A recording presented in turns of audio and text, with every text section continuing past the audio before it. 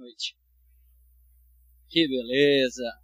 Alguns rostos aqui eu estou reconhecendo já de outros eventos. Muito bem, é com muita satisfação que eu estou aqui de volta à região, agora em Pindamonhangaba, para falar com vocês alguma coisa a respeito de crise e desafios, processo de liderança e como que a gente reverte esse jogo, né, para que a gente possa ganhar o jogo do ganha mesmo, né? Ganhar o jogo do ganha, enfim, mas para que a gente possa realmente ganhar mais. Vamos lá então. Fazendo uma rápida apresentação, apenas complementando o que o nosso colega falou, né?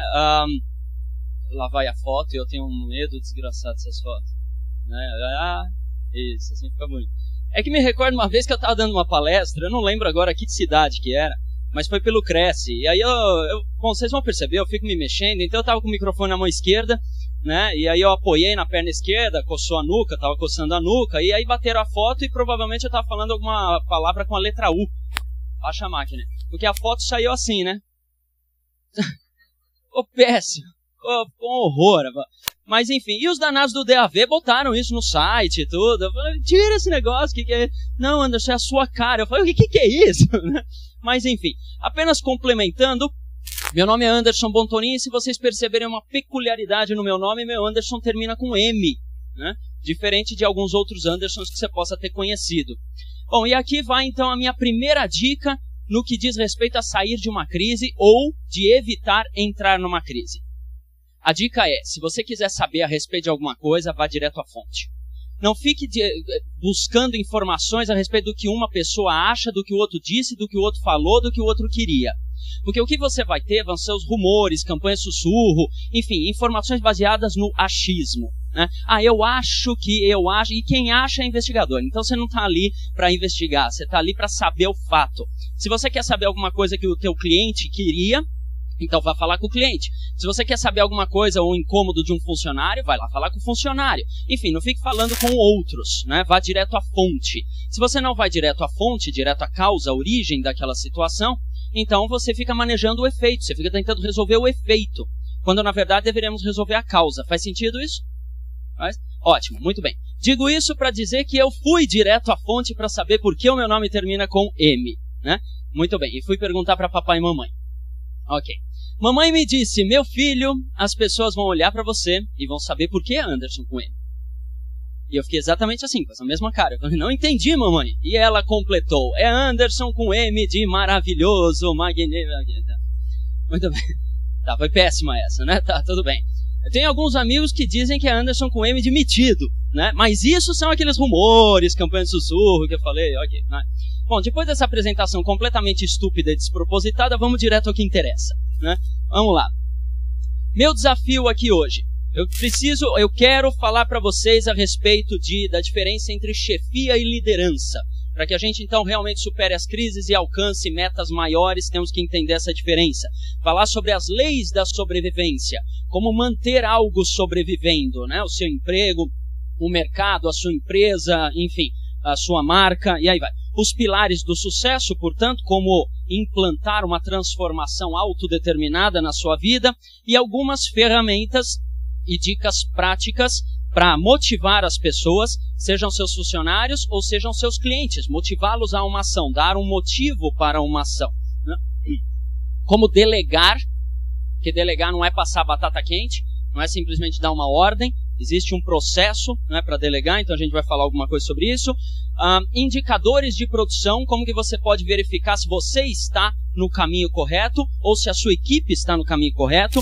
Um pouquinho sobre premiação e ações corretivas, a diferença entre punir e penalizar, né? Então a gente vai entender isso claramente. E um pouquinho sobre interação, né? O que é de fato escutar. Muito se fala, você tem que escutar o cliente, você tem que escutar os funcionários. E aí eu vejo pessoas só escutando, mas não escutando ativamente, né? Então a gente vai ver o que seria isso, tá? E alguns próximos passos de onde você pode buscar mais informações. E digo que é um desafio porque eu tenho que apresentar tudo isso ainda hoje, né? Mas como meia-noite é dia, né? Então vamos lá. Não, brincadeira, a ideia é levar mais ou menos 1 hora para a gente discorrer sobre esses assuntos. Então, primeira coisa, diferença entre chefiar e liderar. Quem pode me dizer o que é chefiar? Oi, quem falou? Dar ordens. Muito bem. Esse cara já colou, né? Não vale. Estava na apresentação da outra vez. Muito bem, ok. Já acabou com toda a dinâmica aqui. Vamos direto para agora. Mas vamos lá. Exatamente isso. Ser um chefe é ser uma pessoa que tem a autoridade hierárquica para dar ordens. Se você tem uma autoridade hierárquica implantada por causa do organograma, porque você é o dono da empresa, ou porque você é o gerente, enfim, você tem então esta autoridade para dar ordens, então você é chefe. Vamos acabar com aquela demagogia, com aquela pieguice de não vamos chamar a pessoa de chefe, porque temos que ter a liderança. Você é um chefe, se tem autoridade para dar ordens, você tem que dar ordens para a coisa funcionar. Então você é um chefe. Agora vamos identificar bem o que é dar ordens. A etimologia da palavra ordem, né? Ou seja, a origem da palavra ordem significa uma sequência exata, uma organização exata. Não é só mandar fazer alguma coisa. Dar ordem é dar uma sequência exata. É colocar a coisa em sequência, né? Se você vira para o teu funcionário ou para o teu cliente ou para qualquer pessoa e você fala, olha, por exemplo, o cliente, me traga documento XYZ. Quando ele está providenciando o documento, você ainda pede para ele, olha, também preciso que você assine tal coisa. E ele ainda não terminou um ciclo e você já pediu outro. E aí, de repente, no meio do caminho, quando ele traz o documento, você fala, ótimo, tudo bem, mas preciso também fazer... Peraí, não está numa sequência exata. Cada hora que você fala com ele, você dá uma ordem diferente. Cada hora que você fala com ele, você faz uma solicitação diferente. A única coisa que você promove nisso é confusão e não ordem. Portanto, você tem que dar ordem. Ser chefe é dar ordem, criar uma sequência exata de ações para eliminar a confusão e proporcionar a produção. Faz sentido isso? Ótimo. Isto, então, é ser um chefe de forma adequada. Muito bem. E o que é, então, liderar?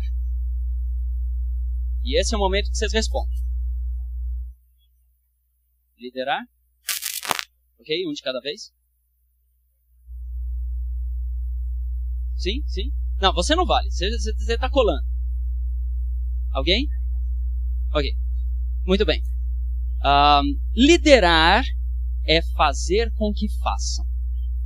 Independente de qual técnica que você vai usar, qual conceito que você vai usar, liderar, ser um líder é fazer com que alguma pessoa faça aquilo que você previamente imaginou ou desejou que ela fizesse. Isso é liderar. Obviamente que na liderança, então, o objetivo não é bater a chibata, né, dar a chicotada para a pessoa fazer, porque aí você não está fazendo com que ela faça por decisão dela. Você está fazendo por imposição. E aí, no momento em que você não está presente, ela para de fazer. A ideia de ser um líder é fazer com que a pessoa decida fazer alguma coisa. Então você tem que trabalhar com o autodeterminismo da pessoa. Você tem que fazer com que ela decida fazer aquilo que você previamente tinha planejado que ela iria fazer. Quando ela decide fazer aquilo, então mesmo com a sua ausência, essa pessoa continua fazendo. E finalmente você pode tirar férias. Faz sentido isso? Faz? Ótimo. Isto então é liderar, diferente de chefiar. Muito bem. Para você liderar, você tem que ter funcionários. Certo? Ok, o que é um funcionário? Desculpa, antes de um funcionário, você tem que lotar, completar postos, cargos, né? Um posto dentro da tua empresa, ou você mesmo, ou você lota um posto. Mas Anderson, eu não tenho equipe, eu sou o corretor. Ótimo, maravilha. Você tem um cargo, você tem um posto, você é o corretor. A questão é, quem aqui é dono de uma empresa ou gerencia uma imobiliária, uma empresa?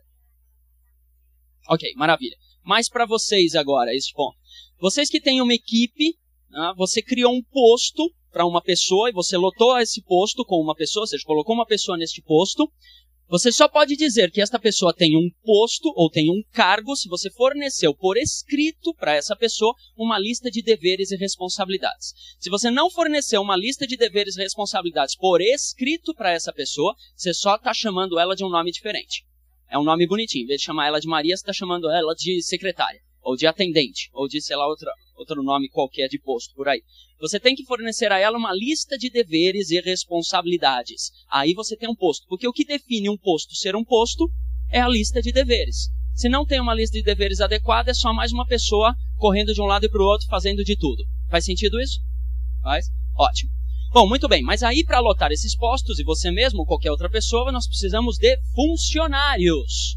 Para ser um líder, você precisa ter funcionários ao seu lado. Muito bem, e o que é um funcionário? É alguém que funciona. Funcionário, funciona, entende? Ok, etimologia da palavra. De onde veio a origem da palavra? É alguém que funciona, ou seja, alguém que torna algo real. Alguém que produz alguma coisa, que torna algo real. O que vai tornar algo real? Bom, baseado naquela lista de deveres. Todos aqueles produtos que é de responsabilidade do seu cargo. Faz sentido isso? Faz? Ótimo. Então, se você tem pessoas na sua equipe que não funcionam, você não tem funcionário. Você pode ter um empregado, você pode ter um terceirizado, você pode ter um autônomo, mas você não tem funcionário. Independente do regime de contratação, então falando autônomo, CLT, MEI ou qualquer outra coisa, se a pessoa funciona e ela está do seu lado, então ela é um funcionário. Né? Se a pessoa não funciona, você só tem 3 opções. Você só tem 3 opções se a pessoa não funciona. Bom, uma delas é instruir essa pessoa dentro daquilo que ela tem que funcionar, para que então você desenvolva as competências necessárias nessa pessoa e ela passe a funcionar. Ótimo, maravilha. Anderson já deu um monte de treinamento, Anderson acompanha essa pessoa para cima e para baixo, e essa pessoa não consegue desenvolver as competências necessárias. Bom, tudo bem, então vamos para a segunda opção. A segunda opção é localizar, dentro da sua organização, um outro posto, uma outra lista de deveres e responsabilidades que essa pessoa tenha condições de assumir. Então você transfere essa pessoa para esse outro posto. É a segunda opção. Maravilha. Anderson já transferiu essa pessoa para 10 milhões de postos e ela continua não funcionando. Então já era, meu amigo. Só temos a terceira opção, que é encontrar um outro trabalho para esta pessoa longe da sua organização. Em outro lugar qualquer. Faz sentido isso? Ótimo. A melhor forma de você demitir uma pessoa é você encontrar outro lugar para essa pessoa trabalhar. Porque assim a gente não fica com a estigma de mal, né? Demitimos bem, essa pessoa está trabalhando em outro lugar. Se essa pessoa for ruim, muito ruim mesmo, então você bota ela no teu concorrente. Não, tô brincando. Muito bem. Ok. Até aqui faz sentido? Tá claro? Sim? Ótimo. Muito bem. Vamos daí para frente. Alguma coisa, em tempos de crise, lhe pergunto, alguma coisa disso acontece? Projeto bom, você tem a mosca branca, tá ótima ideia, mas não tem boa aceitação, tem baixa aceitação. Oh, mas eu tenho uma coisa fantástica, mas ninguém está buscando isso. Ou funcionários esquecidos ao longo do processo. Nossa, eu tinha que treinar. Nossa, eu precisava falar com aquele. Nossa, a reunião não aconteceu. Ou clientes esquecidos ao longo do processo. Né? Putz, eu tinha que ligar para fulano de tal. Ai, meu Deus do céu. Vocês já viram, eu sei que não acontece com vocês, mas vocês já viram alguém passar por situações parecidas com essa? Sim? Ótimo. Ou, por exemplo, baixa compreensão entre as pessoas. Eu falo, mas a pessoa não está entendendo. Ou então a pessoa fala e eu não estou entendendo o que a pessoa diz. Ou então, conflitos de ideias e ideais. Isso é um barato quando a gente está falando de sócios, parceiros de trabalho, equipe, né? Quase não acontece. Muito bem. Perda de controle numa negociação. Estamos no meio da negociação, de repente quem está controlando a negociação é o cliente. A gente está à mercê do controle dele. Já viram isso acontecer em algum lugar? Sim? Ótimo, maravilha. Ótimo não é vocês estarem dizendo, né? Estresse durante reuniões, né? Aquele momento que a gente chega no meio da reunião e fala, meu Deus, vai embora, eu não aguento mais. Que mais? Propostas que não respondem aos desejos do outro. A gente está falando com o cliente, achei o imóvel para você. Nossa, é a sua cara. Cuidado com essa frase, hein? Aí você vai mostrar o imóvel para ele, ele olha para o imóvel e fala assim, eu preciso fazer uma plástica. Né? Se isso é a minha cara, que é isso? Né? Enfim, já viram corretores fazerem coisas assim? Se é a sua cara. Muito bem. Os outros não entendem que a sua ideia, que a sua solução, que esse imóvel é para eles, é a solução para eles. Enfim, objeções,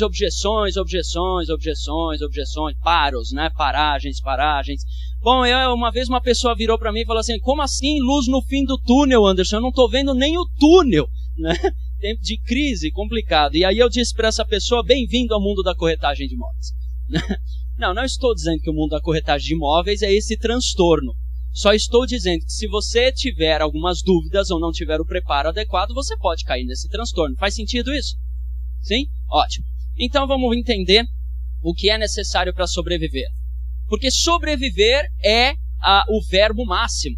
Ou seja, este é um universo duro. Só os tigres sobrevivem. Não dá pra gente ficar assim, todo piegas de, ai, amigo, ai, vamos fazer um mundo de flores, e porque eu estou... Tá, ok, vamos fazer um mundo melhor? Vamos. Então arregaça as mangas e faça um mundo melhor. Mas não fica, faz sentido isso? Ai, ótimo. É um universo duro. Aliás, tem uma frase muito interessante. Se você não se disciplina, a vida lhe disciplina. Mas a vida não é muito complacente com os nossos erros, né? Então a gente tem que ser tigre, né? Não estou falando para você sair matando todo mundo. Estou falando para você mirar onde você quer e correr e alcançar o que você quer, né? Maravilha. Então vamos lá. A questão aqui é como sobreviver. Como é que a gente faz isso, Anderson? Então vamos ver. Como então sobreviver? Bom, então vamos lá. Primeiro precisamos entender a diferença entre estar vivo e estar morto. Para entender o que é sobreviver. Algo, um projeto, uma ideia, um produto, um imóvel, uma empresa ou alguém, uma pessoa, um posto, um corretor, enfim, está morto quando não realiza, quando não é útil, né? Quando não produz um efeito, né? Ou seja, quando não realiza, quando não produz um efeito desejado pelos outros, não é útil, então está morto. Vocês sabem disso, sabe aquela ideia fantástica que a gente tem, tudo, aí a gente bota no papel, bota na gaveta, fecha a gaveta, e a ideia é fenomenal, mas nada foi feito. Então eu lhe pergunto, esta é uma ideia viva ou morta? Morta, muito bem.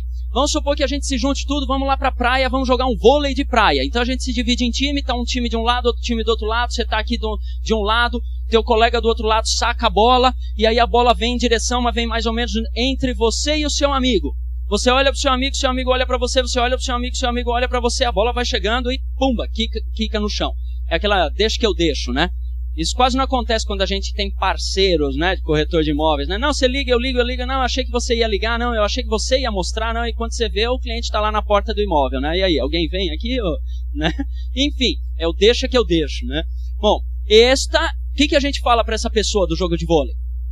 Não falem, porque eu sei que a gente fala uma coisa mais feia, né? Mas normalmente a gente pensa, pô, essa tá morta, né?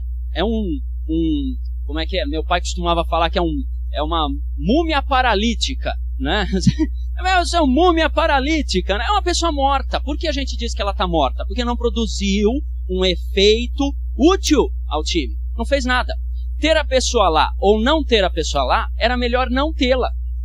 Porque pelo menos eu sabia que aquele espaço estava vago e eu correria para fazer alguma coisa. Faz sentido isso? Ótimo. Agora, diferente disso, é alguém vivo. Ou algo vivo, uma empresa viva, um projeto vivo, uma ideia viva, um profissional vivo. Ele está vivo se é a causa, não o efeito, se é a causa da realização de algo. Se é útil, se realiza alguma coisa. Ou seja, se entrega para a pessoa com quem ele se relaciona algo que esta pessoa deseja. Me recordo, por exemplo, uma vez que eu estava começando o meu namoro com a minha esposa, a gente estava começando a se conhecer, né? E aí, começo do começo, só, né? Só trocamos beijinho, mão na mão, nem naquilo na mão, nada disso. Só, não, comecinho do nada, tal. E aí eu falei, não, eu quero algo a mais, né? Bom, vocês entenderam o que eu queria. Ok. E aí, é verdade. Aí eu falei, mas sabe quando bate aquela coisa, uma pessoa especial, e eu tive isso, né? Primeira vez na vida, né? Eu já fui casado, divorciado, tudo. Aí eu olhei assim, eu falei, é ela. E aí eu queria fazer uma noite especial. Eu gosto muito de massagem, né? Eu gosto muito de massagem, acho que massagem é uma coisa relaxante, né? Dependendo da forma também, excitante e tudo mais. Ok, eu falei, vou fazer uma massagem. Por quê? Porque eu gosto de massagem. Muito bem, só que eu gosto de massagem forte, pesada, né? Gosto ok. E assim eu começo a me entregar, né? Mas tudo bem. Mas é verdade, vou fazer o quê, né? Não sei com quem eu estava conversando aqui, lá embaixo. Falaram de futebol, não sei o que de futebol. Eu falei, putz, eu não sei, teve jogo? Eu não sei, eu não gosto de futebol, né? Então aí começa a entregar o jogo, né? Mas enfim. Mas sou casado, então eu não sou viado. Ok. Mas eu tenho um lado feminino muito forte. Aliás, tem um amigo meu que vira pra mim, meu amigo é homossexual, ele vira pra mim e fala assim, Anderson, na realidade dele, né? Seu único defeito é que você gosta de mulher, porque senão você seria um perfeito viado. Porque olha só, é verdade, porque eu não gosto de futebol, gosto de massagem forte, me apresento dançando, meu hobby é dançar, né? Então me apresento dançando no palco, tudo isso é coisa de viado, né? Reparo em cabelo, mulher muda o cabelo, eu falo assim, que legal, você fez balaiagem. Ela, não, Anderson, eu fiz luzes. falei, eu sei, mas com 3 tonalidades diferentes, né? Ela, então, é balaiagem. Ela, às vezes eu sei mais, né? Ai, que linda, e fico assim, então. Quem cozinha em casa sou eu, né? Minha esposa não cozinha, então eu que cozinho. Questão de sobrevivência, mas eu que cozinho. Então eu tenho um lado feminino muito forte. Mas a questão não era essa. A questão era que eu já até esqueci o que eu tava falando. Não, eu tava fazendo massagem. Ia fazer massagem na Sheila pra deixá-la relaxada, entusiasmada, né? Pra eu... Ok. E eu gosto de massagem forte. Comecei a fazer a massagem. De que jeito na Sheila? Forte. Mas não dei o primeiro apertão, quase que meu olho ficou roxo. Porque eu não investiguei. Eu não busquei, eu não conversei, eu não verifiquei, eu não diagnostiquei. Eu simplesmente fui entregando para ela alguma coisa que eu achava que ela gostasse. E eu fiz uma massagem forte e a noite foi pro vinagre, né? Foi um horror, né? Eu coloquei velas e incenso, sabe? Porque eu acho gostoso. Ela tem rinite, ficou espirrando a noite inteira. Foi um horror, é verdade, foi um horror a noite. Bom, o que aconteceu? Não rolou nada. O que aconteceu? Eu parti de um pressuposto meu. E eu não fui útil, não realizei algo útil a quem eu estava entregando o meu produto, que foi a Sheila. Então, se você está achando que aquele imóvel é fantástico para o seu cliente, se você está achando que aquela ideia é fenomenal para o seu diretor, se você está achando que aquele jeito de marketear ou de publicitar a sua imobiliária é fenomenal, o que eu digo para você é, no português claro, com o perdão da palavra, dane-se o que você acha. Você tem que saber o que é que a outra pessoa quer. O que é que o mercado quer ouvir. Se o mercado quer ouvir e quer saber o que você quer falar, ótimo, maravilhoso. Então você tem que fazer uma pesquisa. Como o mercado quer ver a sua imobiliária? O que o mercado deseja? O que o cliente quer ouvir de você? Para o que presta o seu serviço para ele? Né? Aí você diz para ele aquilo que ele quer ouvir dentro de tudo aquilo que você pode dizer. Mas não o resto, que ele não deseja. Faz sentido isso? Ótimo. Uma vez eu fui comprar um carro e o cara começou a descrever o motor para mim. Porque, parece homem, vou falar do motor. Eu não entendo nada de motor. Nada. O cara abriu o capô e eu falei, ok, lindo, tá limpo. E daí? Eu não sei nada do motor. E ele começou a me descrever. E eu olhando o relógio, que perda de tempo. Eu quero saber se o carro é econômico, tem ar-condicionado, se é gostoso e tal. Eu sou uma mulher comprando carro, né? Quero ver se é bonitinho, se tem porta-treco, aquelas coisas assim. Tem espelhinho? Ai, que bom, tem espelhinho. É esse que eu quero. Não desvalorizando as mulheres, mas enfim. Mas já desvalorizando, mas né? Eu sou assim comprando carro. Eu não entendo nada de motor. E o cara me falando tudo de motor. Não me interessa, não é uma informação útil, é um tempo desperdiçado, tempo morto. Este vendedor não prestou para mim. Fez sentido isso? Ótimo. Então o que você vai fazer para ter sucesso tem que estar diretamente relacionado ao que a pessoa com quem você está se relacionando quer de você. Caso contrário, você é um peso morto. Trocando em miúdos, sobreviver é realizar e realizar é produzir algo de valor. E algo só tem valor se for útil a alguém. Compramos uma caneta Bic. Para que diabo compramos uma caneta Bic? Ou qualquer outra caneta. Outra vez eu estava numa palestra, falei uma caneta quilométrica. Eu dei uma palestra numa faculdade. Olha só, que idiota eu, né? Mas quilométrica. O povo ficou olhando para minha cara do tipo, o que é isso? Uma quilométrica? Vocês sabem do que eu estou falando, né? Pelo amor de Deus. Quilométrica, caneta simpática, por um preço mínimo. Você não faz a menor ideia do que eu esteja falando, né? Tá, acabei de pagar um mico. Mas tudo bem. Mas tem gente aqui que sabe o que eu estou falando. Ok, muito bem. Então vamos lá para a caneta Bic.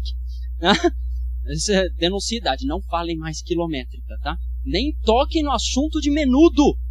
Ninguém sabe o que é isso. Eu dançava aquela porcaria. Eu falei que eu sou primeiro, né? Eu sou primeiro. Caneta Bic, compramos uma caneta Bic. Para que diabos uma pessoa compra uma caneta Bic?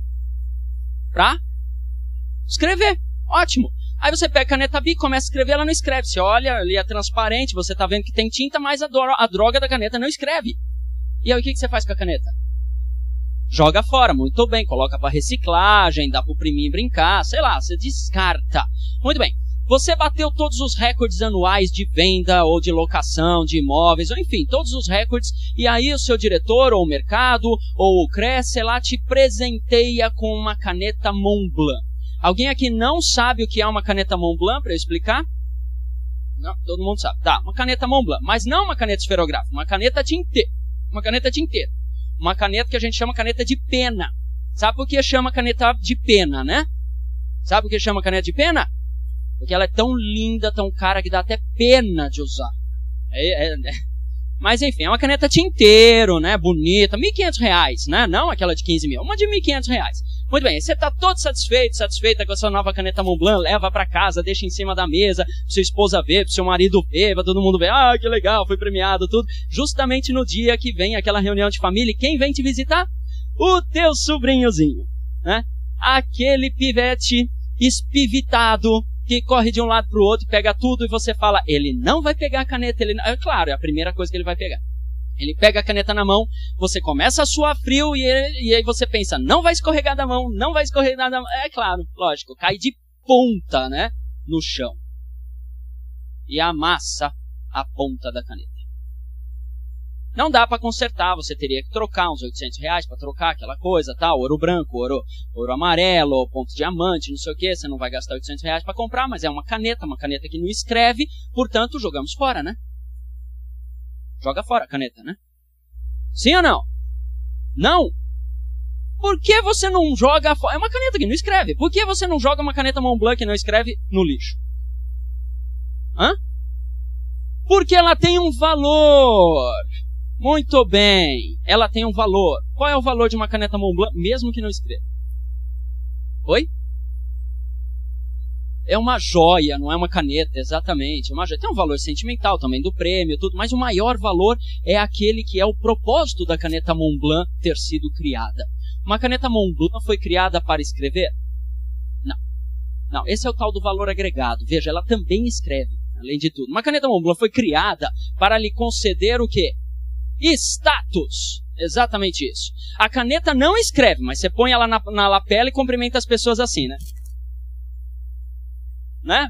O peso ali, deixa em cima da mesa, a pessoa, você pode me emprestar a sua caneta? Claro, aí você pega aquela caneta Big e dá na mão dela, né? Não, que essa aqui é o prêmio, tudo, mas ele sabe que não escreve, mas ela continua lhe concedendo aquilo que ela foi feita para lhe conceder, que é status. O que eu estou querendo dizer é, a caneta Montblanc não escrevendo, ela ainda é útil, ela ainda tem valor, porque ela lhe concede aquilo que é o propósito dela, o status. Faz sentido isso? Sim? Ótimo. Uma vez eu estava falando com uma pessoa e ela falou, mas Anderson, eu nunca sei, porque tem cliente que... Teve uma vez que um cara veio aqui e falou que eu tenho que ligar direto para o cliente mostrando cada passo que eu faço. Ela falou, ótimo, interessante para algumas pessoas. Pois é, e aí eu ligo cada vez que eu dou um passo para o cliente virou para mim e falou assim, olha, não me enche o saco, me acha o imóvel e me bota na agenda. Aí eu parei de ligar. Aí eu não ligo mais para ninguém. Aí outra vez eu não liguei, falei que ia achar o imóvel, mas 3 dias depois eu liguei, o cara falou que já tinha comprado. Porque ele achava que eu não estava trabalhando na necessidade dele. O que eu faço? Ligo para todo mundo toda hora ou não ligo? Eu falei, não sei. Eu não sei qual é eu não sei o que é que o seu cliente deseja. Qual é a única pessoa na face desse planeta que pode dizer o que é que o seu cliente deseja? Exatamente, o próprio cliente. É a única pessoa que pode dizer. Então, no teu primeiro contato, você fala, olá, meu nome é tal, sou corretor, papapá, nós trabalhamos, vou te mostrar, tal, o que você deseja, isso. Ótimo, então deixa eu te falar como a gente vai trabalhar. Nós vamos fazer assim, assado. Desse jeito tá bom para você? Você quer alguma outra sugestão de como a gente vai interagir? E escuta dele. O que ele falar que espera de você é o que você vai avaliar se você está disposto ou disponível a fazer daquele jeito. Se você estiver disposto de trabalhar daquele jeito, então trabalhe daquele jeito e você vai ter um cliente satisfeito. Caso contrário, já abre mão desse cliente por pegar outro. Faz sentido isso? Ótimo. Então vamos lá. O foco aqui é realizar algo de valor útil a alguém. Como é que a gente faz isso? Vamos lá. O que é necessário para ver ou para promover uma transformação autodeterminada? Estou falando de transformações autodeterminadas na sua vida, na sua empresa, no seu trabalho e tudo mais. Eu sei que se a gente sair daqui, atravessar a rua sem olhar, vem um carro, atropela a gente perde a perna e vai ter uma transformação na nossa vida, né? Mas não é dessa que eu estou falando. Eu estou falando de uma transformação autodeterminada, que nós mesmos, por nossa própria decisão, colocamos na nossa vida. Então o que é necessário? É necessário satisfazer 3 critérios. Né? O primeiro deles é que você de fato queira. Se você não quiser essa transformação, absolutamente nada vai acontecer. Tá? Você tem que querer, você tem que gostar. Você tem que ter afinidade com aquilo que você vai produzir na sua vida. Né? Tem que ter afinidade, aquele sentimento de gosto, de proximidade, de desejo, de tesão. Né? Se não, esquece, senão vai ter sucesso. Vai ser só mais um duplicador de algumas coisas. Tá? A habilidade, ela é desenvolvida a partir do desejo, a partir do querer, não a partir de repetição constante. Se você repete constantemente, você só tem uma mera competência intelectual desenvolvida. A habilidade, ser hábil, de fato, né?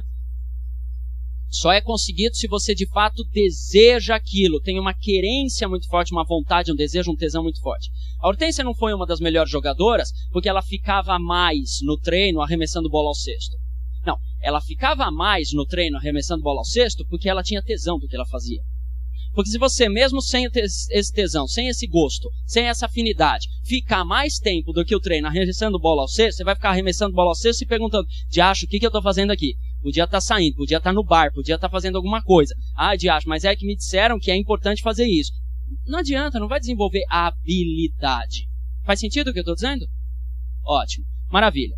Segunda coisa que você tem que ter, depois de querer, é que você saiba como, que você entenda a realidade, que você conheça o mercado, conheça o cliente, conheça a sua empresa, sua imobiliária, o produto. Não adianta aí demonstrar, querer vender uma casa que você nem conhece. Tem corretor que vira para mim e fala assim, Anderson, eu não gosto de fazer captação. Aí eu viro para ele e falo, então você não gosta de ser corretor. Porque como que você, sem captação, vai conhecer então um imóvel? Como que você vai pegar as informações do proprietário e do imóvel e vai conseguir convencer uma pessoa, vai conseguir negociar com uma pessoa, se você não conhece o proprietário e o imóvel? O que você está vendendo? Um mero sonho que você também não conhece. Não faz sentido um negócio desse.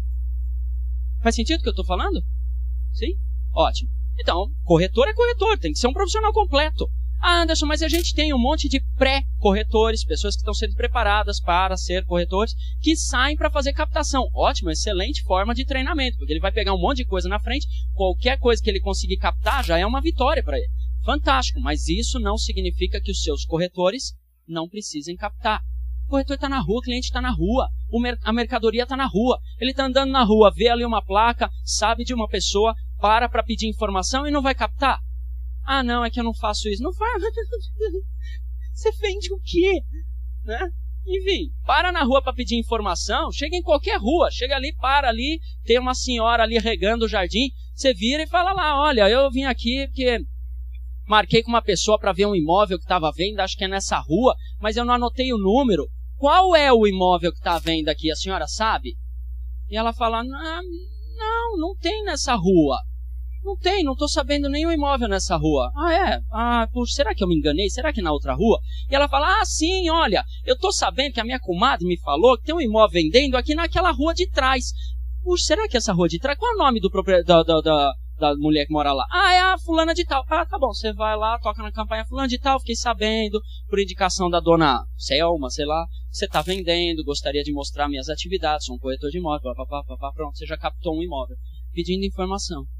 Faz sentido isso? Ótimo. E aí vai, vocês têm amigos, vocês têm um monte de gente, pelo amor de Deus. Corretor é corretor. Muito bem. Tá? Você tem que ter conhecimento, tem que saber como. Não saia desembestado querendo fazer alguma coisa se você não sabe como. A única coisa que você vai possivelmente produzir é fracasso.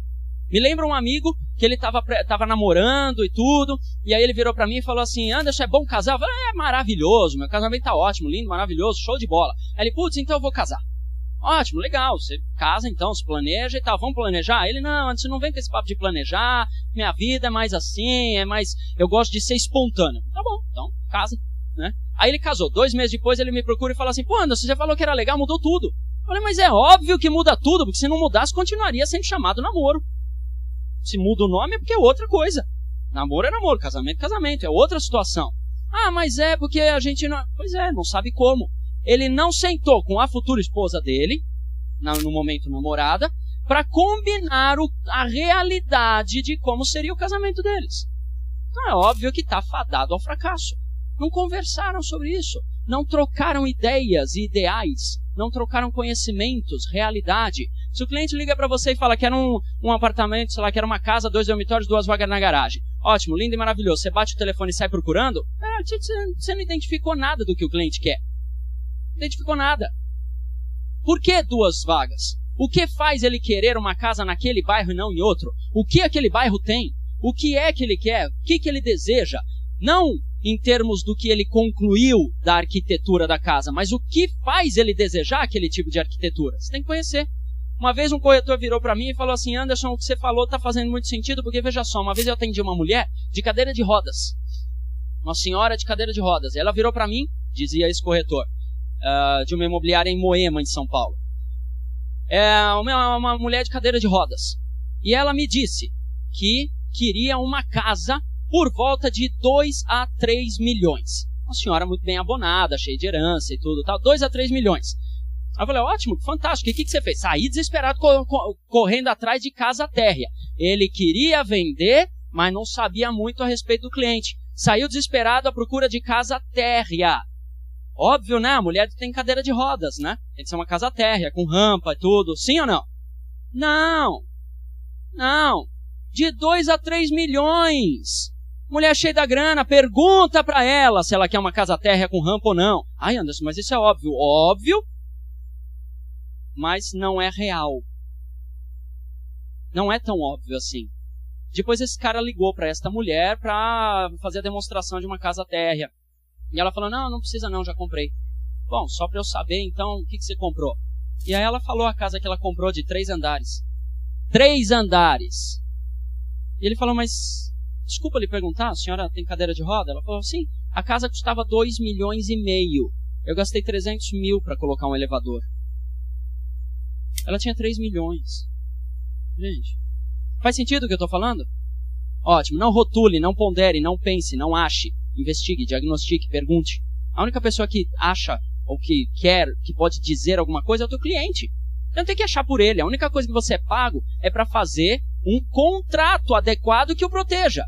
E buscar no mercado, no seu tempo disponível, que ele não tem, aquele imóvel que encaixe com os desejos dele. Não precisa ser a descrição arquitetônica que ele fez, mas sim que encaixe no sonho dele, no desejo dele. Faz sentido isso? Faz? Ótimo. Quantas vezes a gente não sai para comprar um sapato preto e volta com um marrom? Mulheres principalmente. Ah, eu acho que eu vou cortar Chanel. Volta com mechas e balaiagem e tudo. Cadê o Chanel? Ah, é que eu mudei. A gente busca sonhos, buscamos razões lógicas para justificar nossas decisões emocionais. Eu quero uma casa ampla. Para que ampla? Ah, sei lá, porque eu quero receber amigos e fazer churrasco. Tá bom, a sala é um ovo, mas tem um espaço gourmet gigantesco. Ótimo, comprei. Estou dando um exemplo, não que eu tenha comprado. Um exemplo. E aí você fala, putz, gastei um tempo desgraçado buscando uma sala grande, se eu soubesse disso. Pois é, pergunta. Pergunta para o cliente. Bom, mas só isso não basta, né? Querer e saber como. Você tem que fazer, experimentar, aplicar, pôr em prática. Ficar parado achando coisas ou esperando coisas, coisa não cai do céu, não. Quem aqui já ouviu falar sobre O Segredo? DVD ou livro e tudo, O Segredo? Sim, sim. Ótimo, maravilha. Alguém aqui não faz a menor ideia do que eu esteja falando? O Segredo? Para eu explicar? Todo mundo sabe, então, né? Tá bom. O Segredo é uma coletânea de depoimentos a respeito de sucesso de pessoas que focaram em alguma coisa e não desistiram até alcançar. O Segredo é baseado na chamada lei da atração, uma lei milenar, né, explicada em vários contextos filosóficos, religiosos, sociais e tudo mais. Em tudo que é livro de filosofia e de religião, você tem essa lei ali descrita de alguma forma, tá? Que é a lei da atração. Enfim, o que eu estou dizendo é que esta lei define o querer, a afinidade, o que você realmente vai postular, vai criar, vai interagir mentalmente com aquilo. Mas se você não souber fazer alguma coisa em direção a isso e não fizer, nada vai acontecer. Pelo menos você tem que abrir a porta para a oportunidade entrar na tua casa. Alguma ação tem que ser feita. Faz sentido isso? Ótimo. Em universidade a gente encontra muita falha nesse contexto. Você pega professor, não estou falando que todos são assim. Falando que tem um ou outro assim e é fácil de encontrar. Você pega professor de administração. Ele tem a empresa dele e também dá aula, né? E aí ele sabe tudo a respeito de administração, gestão e tudo. Ele dá aula, sabe tudo. Aí você pergunta para ele, e aí, como é que tá a tua empresa? E aí ele responde com a síndrome do sabe o que é. Conhece essa síndrome? Você vai, como é que tá a tua empresa? Ele responde, não, sabe o que é? É que o governo, o mercado, a crise... O que acontece é que ele está buscando justificações, desculpites e tudo mais para mostrar para você que ele não está tão errado em não fazer. Porque o fato é esse, ele não fez, ele não aplicou o conhecimento. Faz sentido isso? Faz? Ótimo. Maravilha. Quando você tem, então, o conhecimento do mercado, do cliente, da necessidade, do desejo, você tem a solução. Se você não tem isso, você não tem solução. Quando você faz alguma coisa, você alcança o resultado. Você quer resultado? Arregaça as mangas e vai fazer. Bota um plano e faça. Tem o conhecimento? Faz. Eu vejo muita gente pedindo esmola sentado em pote de ouro. Muito. Levanta e faz. Levanta e faz. Simples. Levanta e vai. Pode não ser fácil, eu sei. O comodismo, pode não ser fácil, mas é simples. Fazer. E a habilidade, a afinidade, o querer, o gostar de atender as pessoas é que vai proporcionar confiança. Você quer que as pessoas confiem em você? Então goste do que você faz. Quando você gosta do que você faz, as pessoas confiam. É simples. Você que gosta de fazer churrasco, as pessoas vão no teu churrasco e confiam em você estar na churrasqueira. Quando o teu outro amigo que não gosta de fazer churrasco convida as mesmas pessoas para fazer churrasco, as pessoas falam, churrasco do João. Não vou, não, não sei, ele na churrasqueira, não sei não. Nunca for, mas não sei não. Por quê? Porque sabe que o João não gosta de ficar na churrasqueira. Faz sentido o que eu estou falando? Ótimo. Tá? Muito bem. Quando você tem isso, você tem sucesso. Tá? Mas, quando você tem esses três elementos distantes ou inexistente algum deles, você tem então a morte, você tem o fracasso. Tá? Num escritório é isso, mais ou menos, que você tem, né? Tem uma pessoa aqui, tá? Né? Olha só, querer, não tem a menor vontade de arrumar as coisas, né? Seja dele ou seja do chefe que não tem um procedimento. Saber como, não tem a menor procedimento para arrumar as coisas, né? Fazer, não está fazendo nada também para arrumar as coisas. Ou seja, é o fracasso no escritório. Quando você fracassa, quando você não tem sucesso, porque sucesso é alcançar, é realizar algo útil a alguém. Se você não realiza algo útil a alguém, você não tem sucesso. Sem sucesso, você se torna descartável. Está fora do mercado. Acabou. Faz sentido isso?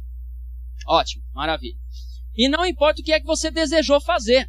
Eu tive a oportunidade, né? Na época nem sabia que era uma grande oportunidade, mas eu tive a oportunidade de conhecer uma tal de uma Fabiola, né? Lá nos idos de... Bom, eu tinha 17 anos na época.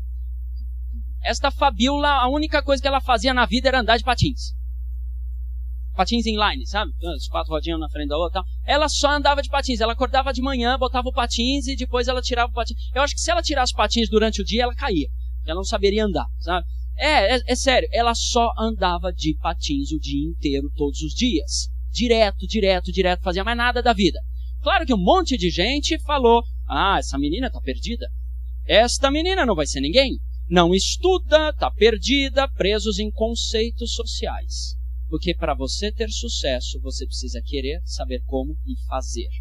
Ela queria, tudo que ela queria na vida era andar de patins. Ela sabia como? Tudo que ela sabia era andar de patins. E ela fazia? Fazia. Era tudo o que ela fazia. Muito bem, ela foi a primeira menina no Brasil, não sei se no mundo, mas ganhou vários campeonatos. Ela foi a primeira menina no Brasil, sabe um half? É aquela pista em U, assim, né?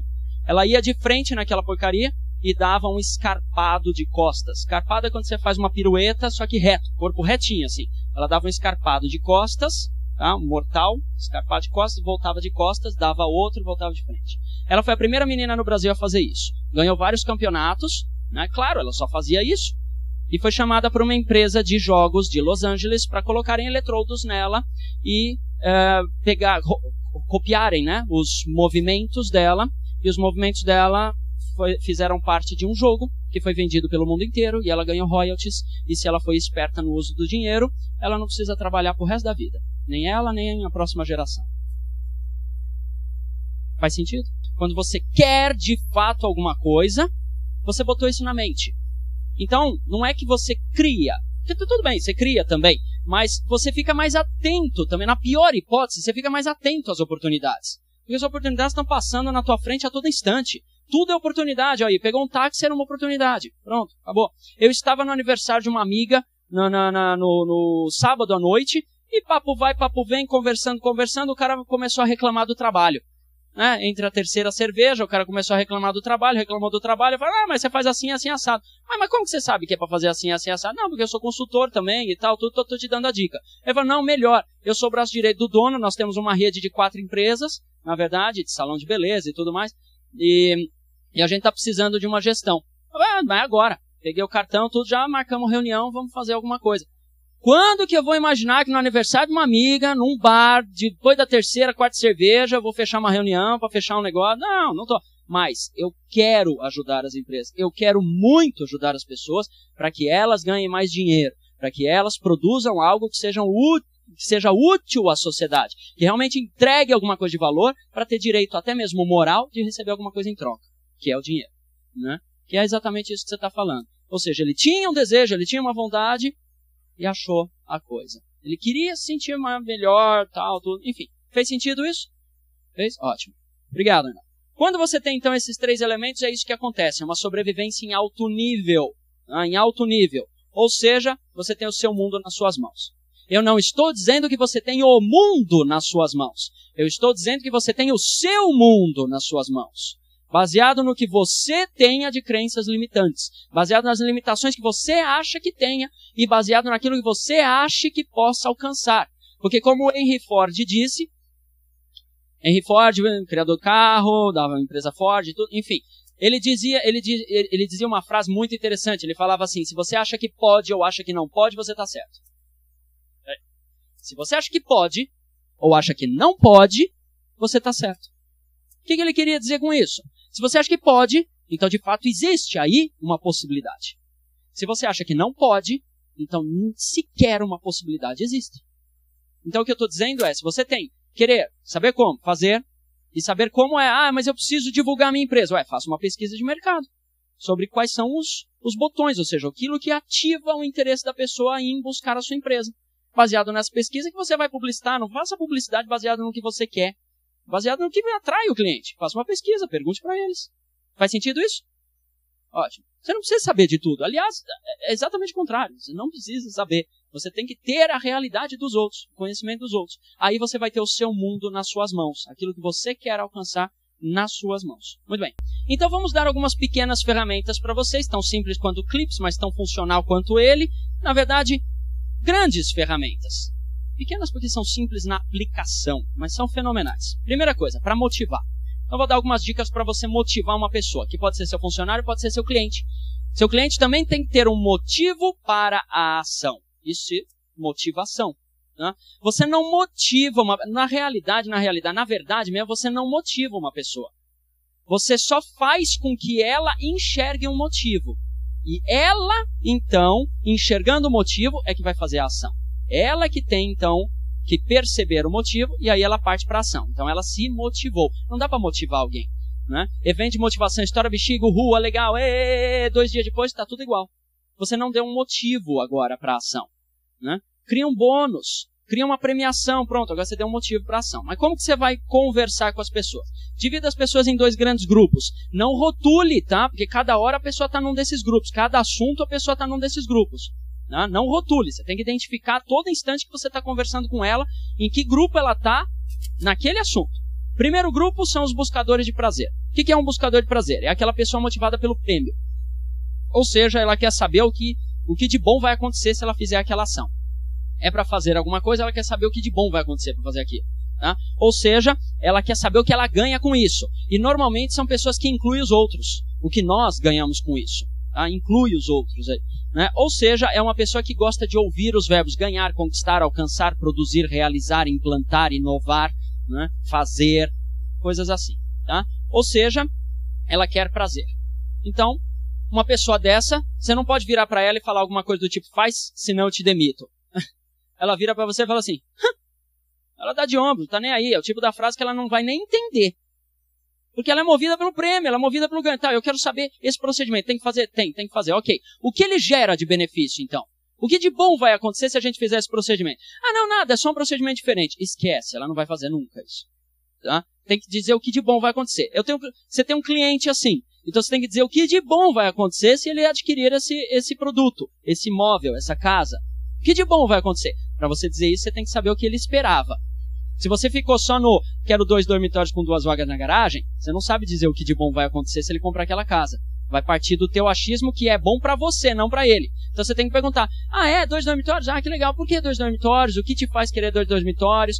É porque na verdade a gente acabou de se casar e estamos pensando em ter um filho. Pô, que legal, um filho e tal. Você já sabe, é um filho. Que legal, e quanto tempo vocês vão... daqui a uns 2 anos no máximo vão ter o filho. Legal, tal. Você já sabe que tem filho.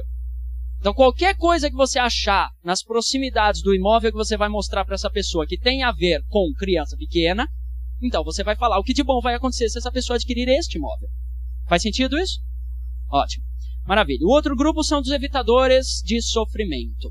Uma pessoa que é um evitador de sofrimento é aquela motivada ou movida pela punição, pela penalidade. Ou seja, ela quer saber o que de ruim vai acontecer se ela não fizer isso. O que de ruim vai acontecer se ela não fizer? Porque se for ruim o suficiente, então ela faz. Se o prejuízo de não fazer for maior do que o cansaço de fazer, então ela vai preferir fazer. Faz sentido isso? Ótimo. Então o que acontece? Ela quer saber o que ela evita com aquilo. O que eu evito com isso? Então só vai falar de coisas ruins. Né? Ou seja, os verbos que ela gosta de ouvir é deixar, acabar, destruir, aniquilar, anular, não, precisar, né? Coisas assim. Né? Ou seja, ela não quer sofrimento. Então, para uma pessoa dessa, não adianta você chegar e falar assim, eu tenho vários corretores, Anderson, ótimo, vamos fazer um sistema de premiação. Olha, se você bater a meta, você ganha prêmio. O pessoal é um evitador de sofrimento. Você bater a meta, eu aumento tua comissão em 20%. Aí ela vira para você e fala assim, bater a meta? Trabalhar mais? Não, tá bom do jeito que tá. Não vale apontar pro coleguinha, hein? Ok, tá? Conhecem pessoas assim, né? São só evitadores de sofrimento neste assunto. Então veja só, eu detesto fazer relatório. Eu não gosto. É uma pergunta? Não, só tá. Desculpa. Desculpa. Fica à vontade, pai. Eu não gosto de fazer relatório, eu detesto fazer relatório, não gosto de fazer relatório, eu não gosto de ficar lá elencando quantas horas eu fiz isso, quantas horas eu fiz aquilo, eu não gosto, mas eu faço isso toda semana.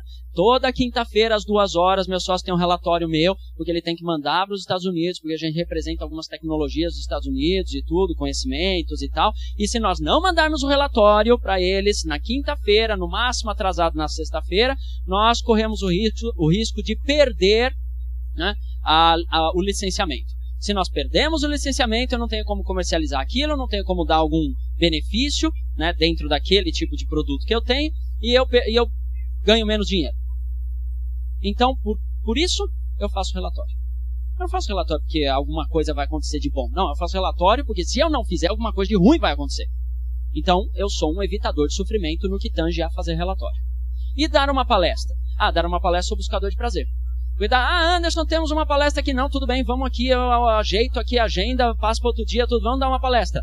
Mas Anderson, a palestra é graciosa, não tem problema, é palestra. Eu adoro dar palestra, eu gosto de dar palestra, eu gosto de falar com pessoas e tudo mais. Pra você ter uma ideia, eu moro no Ipiranga, em São Paulo. Eu fui dar uma palestra uma vez em Itapevi, num dia que eu estava sem o carro. Itapevi é bem longe, alguém aqui conhece Itapevi? Conhece? Tá, é bem longe do Ipiranga. Eu estava sem carro, eu fui de metrô e trem. A palestra terminou às 10 da noite, eu cheguei em casa meia-noite e meia, porque eu voltei de trem e metrô. Você pode imaginar o que é isso. Itapevi, para quem não conhece, é a última estação do trem. É a última. Lá no... Ok. Judas perdeu as botas muito antes, né? Depois, passa Barueri, Jandira, vai embora. É Itapevi. Muito bem. Então é longe comparado de onde eu moro, que é no Ipiranga, claro, né? O metrô do Ipiranga é recente. Eu fui, graças a isso ainda tinha o metrô. Senão eu tinha que parar lá no Paraíso, ainda pegar um ônibus, um táxi. Bom, meia-noite não dava. Enfim, aquele medo, né, de... meia-noite é o último metrô, vou perder o metrô. E nem aí. Se eu perder, eu pego um táxi, tudo. Palestra gratuita. Fui. Porque eu gosto. Sou buscador de prazer. Onde tem uma palestra? Você acha uma palestra aí numa universidade? Eu venho. Eu faço. Vamos lá. Essa palestra aqui é gratuita. É gratuita para vocês e para mim também, é graciosa, é uma coisa que a gente faz em parceria com o Cresce, enfim, é bom para mim, é bom para eles e pronto. Faz sentido isso? Ótimo, buscador de prazer. Como que você descobre? Você vira para o teu funcionário, se for um funcionário, e pergunta alguma coisa do tipo, se dinheiro não lhe fosse importante, por que você trabalha? Se ele disser, eu trabalho porque eu quero conhecer novas coisas, quero conhecer pessoas, sabe, me sentir útil, fazer alguma coisa, buscador de prazer, no que diz respeito ao assunto trabalho. Mas se ele diz, se dinheiro não fosse importante, por que trabalha? Nem trabalhar. Evitador de sofrimento. Trabalha para pagar conta, né? Ou pior, ele fala, ficar em casa com os filhos pequenos? Deus me livre, não conhecer ninguém? Me senti um inútil? Deus me livre, prefiro trabalhar. Evitador de sofrimento também. Por que você vem no bar? Para conhecer amigos, beber, me divertir. Buscador de prazer. Por que você veio no bar? Porque eu tô cansado do dia, venho aqui dar uma relaxada, porque em casa, tal. Não, Deus me livre. Evitador de sofrimento. Você tem que descobrir se o seu cliente é evitador de sofrimento ou buscador de prazer, para você saber como falar com ele. Tem cliente que só fala coisa boa. Não, porque o imóvel, não, porque... e o cliente... e na mente dele ele está pensando, ih, que bobo, acredita em tudo que é bonito. Tá? Porque ele é evitador de sofrimento, só enxerga coisa ruim. Faz sentido o que eu estou falando? Ótimo. Agora o cara é um buscador de prazer. E você fica falando de tudo que vai ser evitado. Não, esse imóvel é bom porque não vai ter o problema de bababá. Ele não está escutando, ele não quer saber de problema, ele quer saber as coisas boas que o imóvel tem. Olha, esse imóvel, ele está novo, então você não vai ter problema de vazamento, você não vai ter problema com as telhas, porque... E ele quer saber o que de bom vai acontecer se ele comprar o imóvel. Então é outro discurso, então você tem que moldar. Outra coisa, como que você apresenta algo a alguém? Seja para o cliente, seja um projeto que você quer apresentar para o dono da imobiliária, ou seja para os funcionários. Bom, enfim. Primeiro você tem que dizer qual é o problema, qual é a situação, o que é que tem que ser resolvido. Fala da coisa ruim. Depois você tem que falar da sua finalidade. Para que resolver isso? Para quê? Para que resolver isso? Depois você tem que falar do ganho. O que se ganha com isso? Então, primeiro o problema, a situação. Depois, para que resolver isso? E depois, o que se ganha resolvendo isso? Neste caso aqui, ó, evitador de sofrimento eu peguei aqui. Buscador de prazer eu peguei aqui. Se eu não sei, eu não sei se o cara é evitador de sofrimento ou buscador de prazer. Fala da situação, fala para que resolver, evitar sofrimento, e fala o que se ganha com isso, busca prazer. Aí, só depois disso, é que você fala como. Como resolver. O que é o procedimento, o que é a ação. Aí a pessoa está pronta para ouvir. Não adianta virar e falar assim, eu sei o que é bom para você. Primeiro você tem que provar que sabe. Você tem que explicar para a pessoa qual é a situação que essa própria pessoa disse para você. Aí você vai dizer por que resolver, depois vai falar o que se ganha resolvendo isso, e depois você fala como se resolve. Que aí você já pegou ela. Faz sentido isso? Sim? Ótimo. Quem quiser a apresentação, depois só me dá o e-mail, que aliás vai ter uma fichinha aqui para vocês colocarem e-mail. Quem quiser eu passo a apresentação, tá? Vamos lá. Para delegar, tá? O que é delegar? Delegar, as pessoas falam assim, delegar é passar para o outro, né? Não, passar para o outro é dar uma ordem. Faça isso. Isso é uma ordem. Para delegar, transferir responsabilidade de algo, você tem que satisfazer 3 critérios, coincidentemente. O primeiro é instruir. Você tem que dar uma instrução, você tem que preparar a pessoa para fazer aquilo. Se ela já tem a competência, ela só precisa saber o que é para ser feito, então descreva o procedimento, o que é que tem que ser feito. Se ela não tem a competência, tem que desenvolver essa competência nela. Ou através de curso, ou através da sua interação com ela. Você tem que instruir sobre a coisa. Primeiro a instrução. Bom, depois você tem que acompanhar. Porque não adianta você simplesmente deixá-la fazer e perceber que só depois é que a coisa não está pronta. Né? Faz sentido isso? Ótimo, você tem que acompanhar. Se a tarefa é para sexta-feira, na quarta-feira você já está perguntando. Né? E não tem que virar e falar assim, já fez? É claro que ela vai falar, não é para sexta. Por que não é para sexta? Quarta-feira, quinta-feira, é para sexta. Você vai irritar. Então você não pergunta, já fez. Você pergunta, olha, sobre aquela tarefa que eu te passei para sexta-feira e tal, você tem alguma dúvida? Precisa de uma ajuda minha? Né? Quer que eu veja alguma coisa junto com você? Você está cobrando, só que de uma forma diferente. Você não está cobrando, porque não pode cobrar ainda, porque não é sexta. Faz sentido isso? Ótimo. E depois você tem que cobrar. Instruir, acompanhar e cobrar. Pausa, né? Assim, tá? Instruir, acompanhar. Isso. Muito bem, obrigado. Você tem que cobrar. Você tem que cobrar. Cobrar é a única forma de você demonstrar para a pessoa que a tarefa era importante. Se você não cobra, tem gente que acha que ser líder é não cobrar. Não, eu não vou cobrar porque a pessoa tem que ter nada, ela tem que ser cobrada. Senão a tarefa não é importante na mente dela. Você sabe disso. Vamos lembrar quando a gente estava lá no primário. Né? Na nossa época chamava primário e tal. Agora não, ensino fundamental.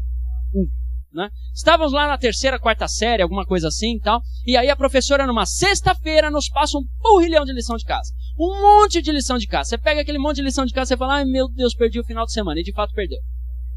E aí começa o sábado, você acorda e vai fazendo lição de casa, olha pela janela, todo mundo brincando, e você lição de casa, aí vai dormir, aí acorda no domingo, lição de casa, todo mundo brincando na janela, bola batendo no vidro, e você, ai meu Deus, lição de casa, de repente você escuta o quê? A musiquinha do Fantástico. Aí vem aquela frustração, né? Perdi o final de semana, né? Mas, depois dessa frustração, vem um suspiro de alívio, porque você fez toda a lição de casa. Ai, Consegui. E aí segunda-feira você vai feliz para a escola. Porque você fez toda a lição de casa. E você chega segunda-feira na escola, a professora entra na sala e começa a dar matéria nova. E você ali na expectativa de que ela cobre a lição de casa para você mostrar que fez a lição de casa. E ela, matéria nova. E matéria nova, e matéria nova. E acabou segunda-feira e você volta para casa. E ela não cobrou, não pediu para ver a lição de casa. Como é que a gente se sente? Isso, frustrado é um termo muito bonito para dizer como eu me senti, porque eu me senti um completo imbecil. Eu falei, por que eu perdi o final de semana? Todo mundo se divertindo e eu estúpido aqui fazendo lição de casa, que não precisava fazer. Na minha mente estava, não precisava fazer, mas precisava, porque a lição de casa não é para a professora, é para mim.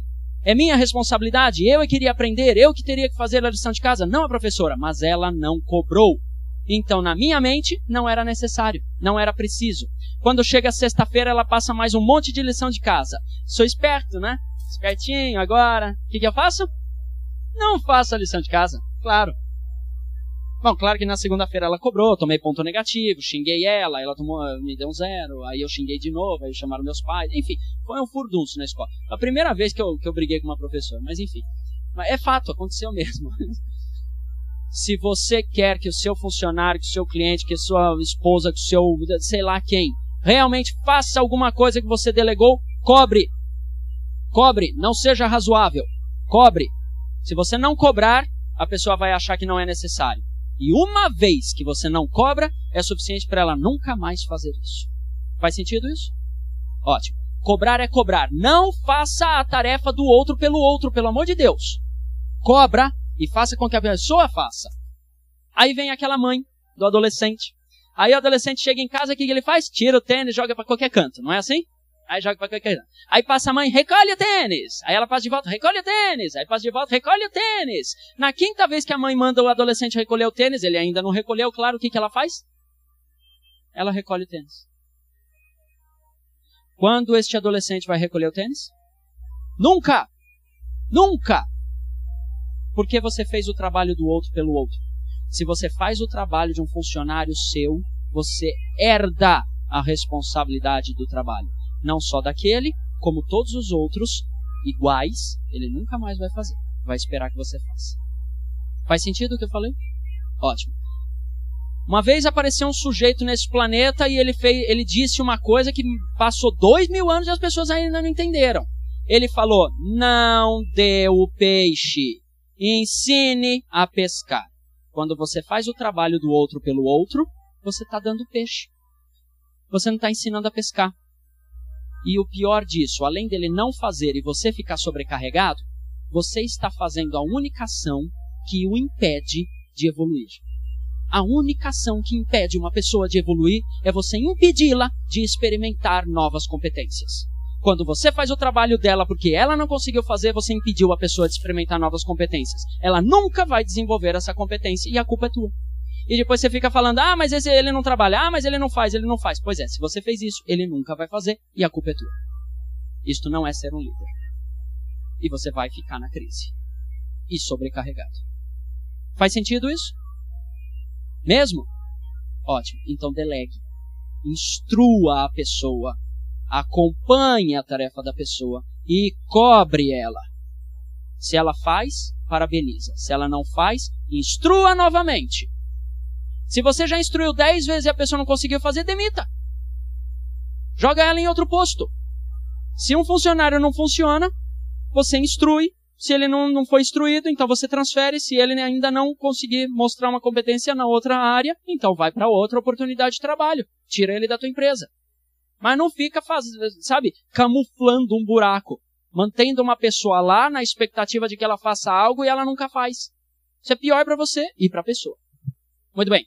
O que acontece? Você tem que, então, instruir, acompanhar e cobrar. Agora, dicas para cobrança. Dicas para cobrança. Tá? Você vai até a pessoa e você cobra a pessoa. Chegou na data exata ou um pouquinho antes do horário ou da data exata, você vai lá e cobra. Já fez?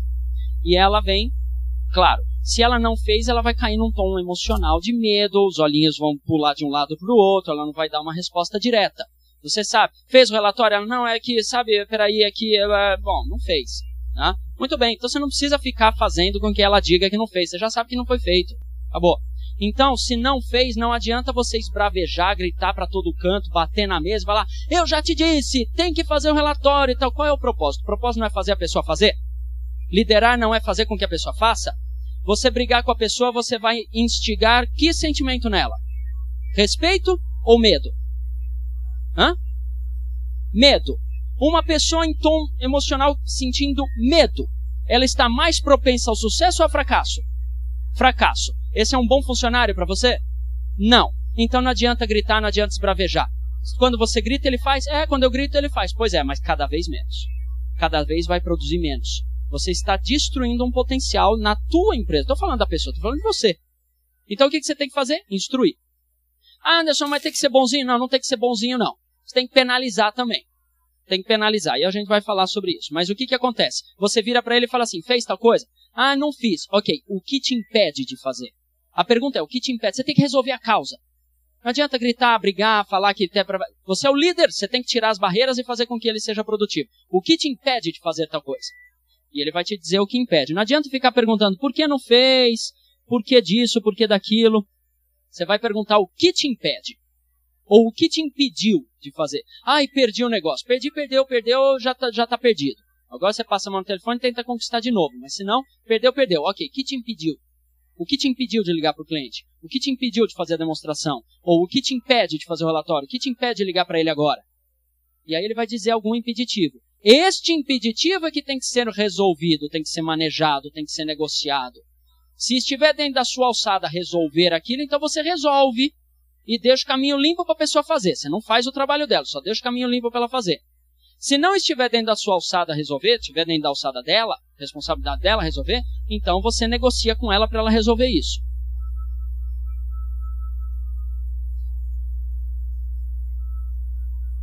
Faz sentido o que eu estou falando? Sim? Ótimo. Pronto, para indicar produção. Para indicar a produção, você tem que ter indicadores exatos. Se você olha para uma pessoa, se você olha para você mesmo e acha que pelo fato de você estar trabalhando muito, correndo de um lado para o outro, você está produzindo muito, isso é um equívoco. O que tem que ser medido é a quantidade de produtos finais, de produção. Não a quantidade de correria.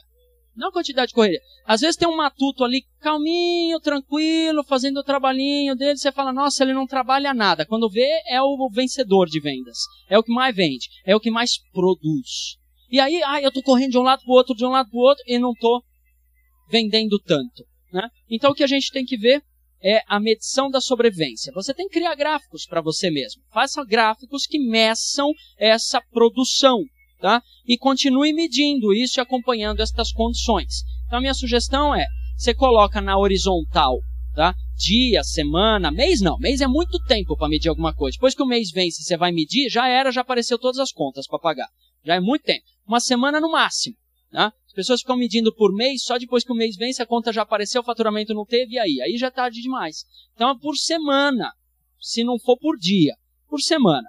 E aí, na vertical, você coloca a quantidade daquilo que você está medindo. Quantidade de imóveis captados, quantidade de demonstrações feitas, quantidade de retorno de ligações por anúncio, quantidade de propostas emitidas, quantidade de negócios fechados, e aí vai. Mas o interessante é, quando você definiu o ponto superior. E o ponto superior é aquele máximo que você acredita que seja possível você produzir. Tá? Portanto, sempre uma condição que esteja crescendo gradativamente, moderadamente, é uma condição normal. Até o ponto superior. Até o ponto superior. Tá? Continua crescendo, é normal. Nada nesse universo se mantém estável. Estabilidade não é bom. Tudo está mudando. Se você não está evoluindo, você está involuindo. Né? Enfim, então tem que estar crescendo. Por isso que um crescimento rápido, né? Enfim, de uma semana para outra, um salto, nós chamamos de afluência. Né? Um crescimento rápido. Tem que tomar cuidado aí. Você tem que ver exatamente o que proporcionou a afluência para reproduzir aquilo.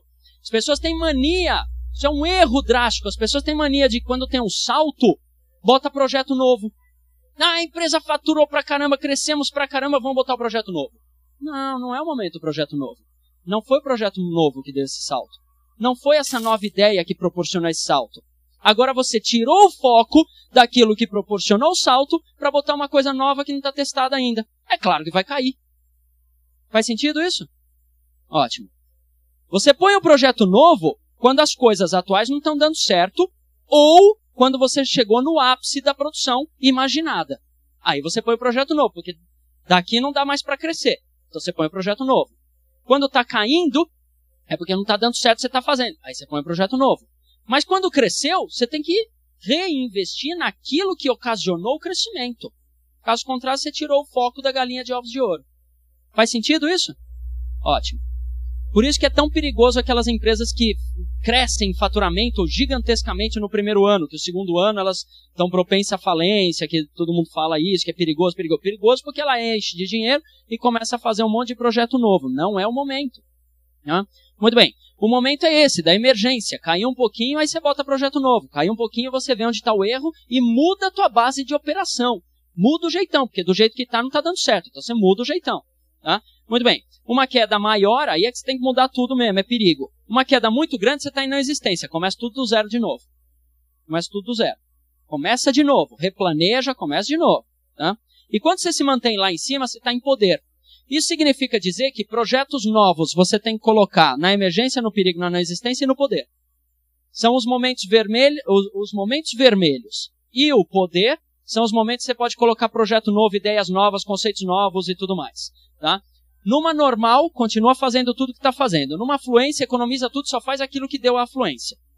Tem que identificar muito claramente. Aí vai o que o Renato falou no começo, investigação. Diagnostique claramente o que causou, a causa exata daquela fluência. Aí, bota atenção naquilo. Para manter. Né? Para manter, pelo menos, dentro desse nível aqui. Fez sentido isso? Sim? Ótimo. Né? As empresas fazem, na maioria das vezes, exatamente o contrário. Quando tem emergência, puxa o cinto, nada novo, para tudo. Aí vai para mais emergência. Sai da crise menor. Né? E quando está em afluência, ei, vai, torra, faz tudo. Aí, bum, cai numa emergência de novo. É exatamente o contrário. Muito bem. Prêmios e penalidades é a última coisa que a gente vai falar. Então, olha só. Cuidado, não confunda penalizar com punir. São coisas completamente diferentes. Punir, uma punição, é você causar dor numa pessoa. Punir é causar dor, tá? Que não é recomendado. Não faça isso, não puna. Tá? Se chegou ao ponto de ter que punir uma pessoa, é melhor demiti-la. Chegou ao ápice da coisa ruim. O que você tem que fazer é penalizar. Penalizar é fazer com que a pessoa perceba que perde algo, que perdeu algo por sua própria responsabilidade. Não porque você decidiu fazê-la perder. Você cria as regras do jogo antes. Então é o seguinte, olha, aqui tem que trazer 10 captações por semana. Um exemplo, 10 captações por semana. Se você trouxer acima de 10 captações por semana, sua comissão de captação aumenta em 10%. Se você trouxer abaixo de 5 captações por semana, nenhum imóvel seu vai sair no anúncio. Como você vai trabalhar semana que vem, eu não sei, mas nenhum imóvel seu vai ser anunciado. Tá? Então você tem que ficar entre 5 e 10, que é o esperado. Acabou. Se a pessoa trouxer 4 captações, não tem punição. É a da própria responsabilidade dela. Ela sabe que não vai ter o anúncio, é a regra do jogo, isso é uma penalização. Não tem punição. Ela vai sentir pena de si, ela vai perceber que perdeu algo, mas você não está punindo, você não está chicoteando ela. Você fala, olha, desculpa, é a regra do jogo. Fez sentido isso? Fez? Ótimo. Quando a gente assistia a jogo de futebol antigamente, digo os outros, né, que eu nunca assisti, mas enfim. Quando você assistia a jogo de futebol antigamente, o jogo era legal nos 5 primeiros colocados, que estavam ali para ganhar a medalha. Né? Os últimos não tinha a menor graça. Eles, já perdi mesmo, não tinha a menor graça. Aí o que eles criaram? O rebaixamento, a segunda, terceira, quarta, quinta divisão, aí vai. Criaram as outras divisões. Porque se você está nos últimos, você é um evitador de sofrimento. Né? Então você vai jogar com afinco para não ser rebaixado. É a penalização. Ninguém está sendo punido, ninguém vai ser chicoteado. Né? É uma penalização, uma regra já previamente definida. E se você é um dos primeiros, você vai correr atrás do prêmio, buscador de prazer. Faz sentido isso? Ótimo, você tem que criar isso na tua imobiliária. Ah, Anderson, mas eu sou um profissional autônomo. Né? Eu sou o corretor. Eu não sou uma imobiliária, eu sou o corretor. Então crie isso para você. Crie isso para você. Se eu vendo muito, eu me dou o direito de ir no cinema no final de semana. Se eu não vendo muito, eu não me dou o direito de ir ao cinema. É a minha penalização para mim mesmo. Anderson, mas você se autoflagela? Não, não é flagela, é penalização, é a regra do jogo. Eu não tenho direito meu de ir no cinema. Eu tenho que ficar em casa pensando como eu vou vender na próxima semana para poder ir no cinema. E eu faço isso comigo mesmo. Então, todo domingo eu vou no cinema. Enfim. Então, o que você faz? Você premia a alta produção e você penaliza a baixa produção. 10 captações. 9 não são 10. 10 são 10. 9 é 9. Ah, mas eu tirei 9 porque na sexta-feira eu tive que levar minha avó que adoeceu e tudo. Ah, eu entendo. Então, você vai me dar o prêmio? Não, eu entendo, mas não vou te dar o prêmio. 9 não são 10. Oi? Desejo saúde, vai mesmo, você tem meu apoio, cuida dela, pelo amor de Deus. Mas não muda o fato de ter só 9 captações e não 10.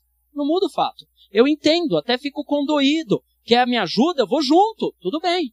Mas não vai ter o prêmio. 9 não são 10. Faz sentido isso?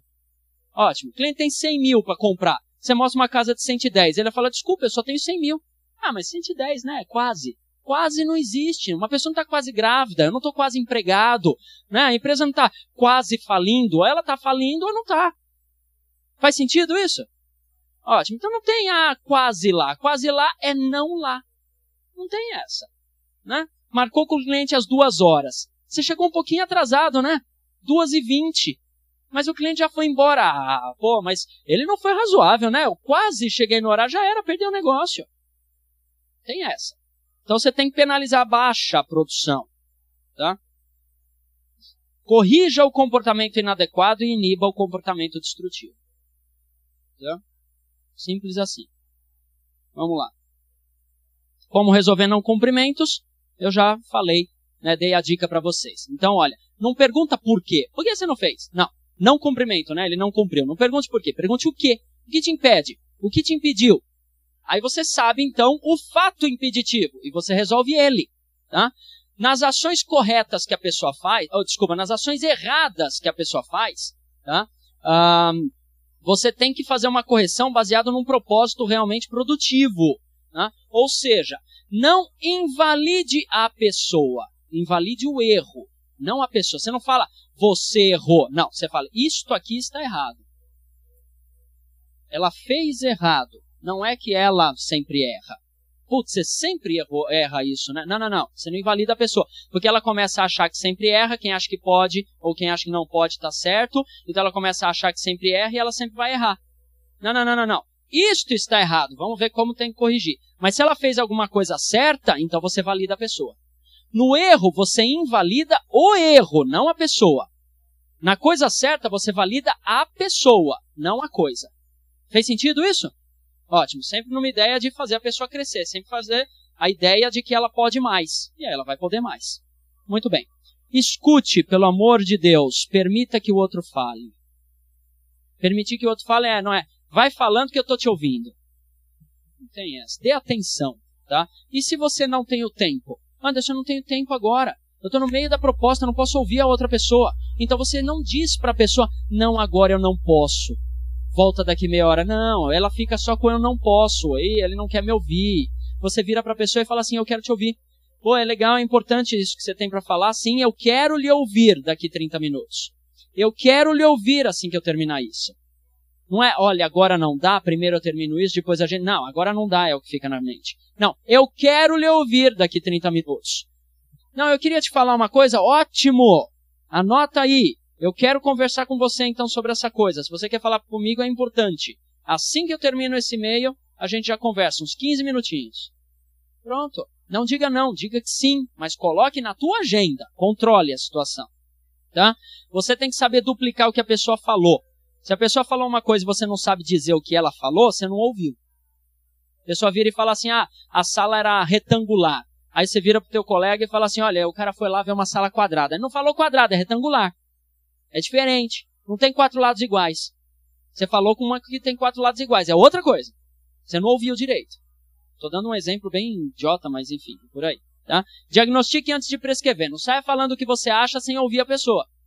A pessoa vem com uma nova ideia. Olha, eu tenho uma nova ideia aí. Não, não vai funcionar. Não, eu inventei um avião. Não vai voar. Você não sabe nem o que é um avião. Eu sei, mas não voa, é mais pesado que o ar, não vai rolar. Não, eu tenho uma nova ideia. Não. A gente já testou de tudo nessa empresa. Primeiro ouça. Ouça e avalie. Depois você fala. Aí o cliente vira para você e fala assim, sabe o que eu quero? E você fala, sei. Primeiro avalie, diagnostique, ouça a pessoa. Depois você fala. Né? Então, sempre faça considerações construtivas. Sempre. Se a pessoa te fala uma balbúrdia, uma coisa imbecil, absurda, você não diga para ela, isso que você falou é um absurdo. Não, você fala, ok, mas eu não entendi. Como que isso vai funcionar, então, por causa daquilo? De duas uma, ou a pessoa identifica que o que ela falou foi uma besteira, mas não foi você que disse. Ela, putz, o que eu tô falando é besteira, né? Bom, se você tá achando que é, então tudo bem. Ou ela já descobriu como resolver a coisa, e só você tá achando que é besteira. Porque ela já descobriu como resolver. E ela te fala como resolver, e você fala, nossa, nunca tinha pensado nisso. E de fato vai funcionar. Faz sentido isso? Ótimo. Então, considerações ou comentários sempre construtivos. Muito bem. E para finalizar, enquanto vocês vão preenchendo aí, né, preenchendo esses dados, eu vou deixar aqui para vocês anotarem também. Aliás, além de anotar, quem quiser trocar cartãozinho de visita, eu tenho aqui um monte de cartãozinho de visita, pode pegar o meu. Quem puder retribuir a gentileza, me dá o seu cartãozinho também, ok? Vontade. Mas aqui então está o meu e-mail, pelo amor de Deus, mande seus comentários, suas dúvidas e tudo mais, o que puder ser respondido em forma de dica, tudo, eu gosto de responder e-mail, eu tenho contato com vários corretores, eu só lembro que o meu e-mail é Anderson com M, tá? Com M de... Maravilhoso, obrigado, isso mesmo, tá? Anderson com M, @mastersapiens.com.br, tem o meu site. E não sei porquê, eu de fato não sei porquê. Numa das palestras do Cresce que eu estava ministrando, uma pessoa esqueceu meu nome, levantou a mão para perguntar alguma coisa, e ela gritou lá do fundo, ô professor, faz sentido? Eu não sei porquê disso. E pegou, tem muito corretor aí que me chama de professor faz sentido. Né? Esquece o nome, às vezes até sabe meu nome, mas vai pela piada. Né? Pois é, e aí eu montei o blog. www.professorfazsentido.com.br. Entra lá, tem dicas, casos de sucesso, artigos, tem um monte de coisa lá, tá? Tudo gratuito também. Meu celular, meu telefone fixo, quem não quiser falar comigo é só ligar no telefone fixo, que eu nunca tô lá, tá? Quiser falar comigo, liga no celular. Não é sempre que eu posso atender, deixa recado. Se não deixou recado, eu também não retorno. Deixa recado, eu retorno. Sempre retorno. Pode demorar 1, 2 dias, mas eu retorno por celular, e-mail, tudo, à vontade. Se tem alguém para agradecer alguma coisa aqui, esse alguém sou eu.